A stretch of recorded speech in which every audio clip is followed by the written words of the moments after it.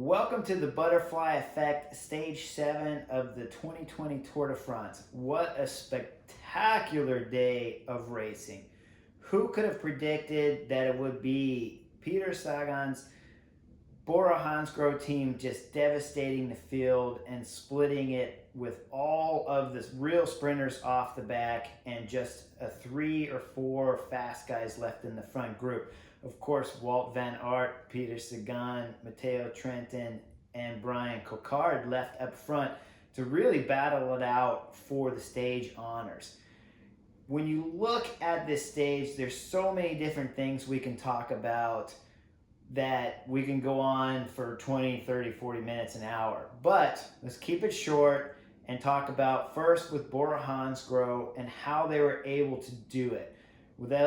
Folks, they really arrived at this race with a bunch of guys who could climb. They could ride the front, but they were more for climbing and staying with Bookman, their 4th place on GC at last year's Tour de France. And the team was really built around helping Bookman with 6 guys and then Sagan to do his own sprint. And so clearly in the first 6 stages, Peter was getting beat by other sprinters taking points on the green jersey.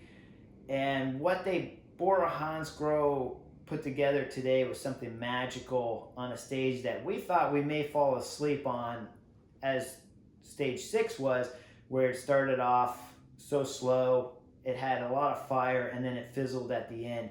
Luckily, we had some great names in the stage 6 breakaway that we were able to stay awake and interested in the race to the finish line, but amongst the GC favorites, it just really fizzled. So today was big, exciting. I'd never seen it done before on a stage that was more or less considered to be a sprint stage, with really one team just being so dominant and controlling it from start to finish.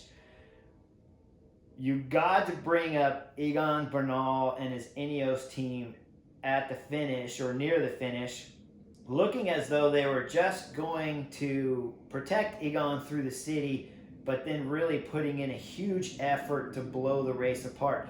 And it's really rare at this level of competition. We're at the highest that you can be here at the Tour de France. So at this level, to be able to blow the field apart with a tailwind, I mean, it definitely wasn't a crosswind to the finish, but to really blow it apart with a tailwind, and then even Egan himself at the front drilling it to keep the pace high, putting 3 GC favorites with Richie Porte and of course Tadej Pogačar out the back being the big names. It's going to have huge effects on this weekend's race, because now Pogačar has to gain a lot of time, and he's riding good. He was one of my picks to go top 3, an outside favorite to make top 3 at this year's Tour de France. So we see Egan Bernal, Ineos really working together as their unit that we've been used to seeing for the last 10 years of this Tour de France. And the only other thing, again, that I want to talk about is, of course, Ineos does this fabulous ride, blows some of the favorites off the back, and then at the end of the day, who is it? Jumbo Visma's Wout van Aert putting everything back together and their stamp of domination on this year's Tour de France. Once again, I have not seen a team dominate the Tour de France to this kind of depth since Bradley Wiggins did it in 2012, where they won with Chris Froome, Mark Cavendish, and of course Bradley himself, and taking 1st and 2nd on the general classification. This Jumbo Visma team is really close to that particular 2012 year of domination. Now we're going into the big stages tomorrow, so we're going to see who really is there on GC. The fireworks should be exciting.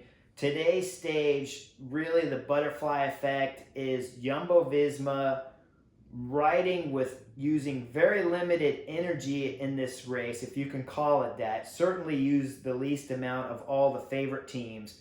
Still winning the stage, still keeping their foot on the juggernaut there, and telling everybody we are the team to beat. Now tomorrow we're going to see for sure just how good they are, but I expect them to come through with roses, if not in the yellow jersey.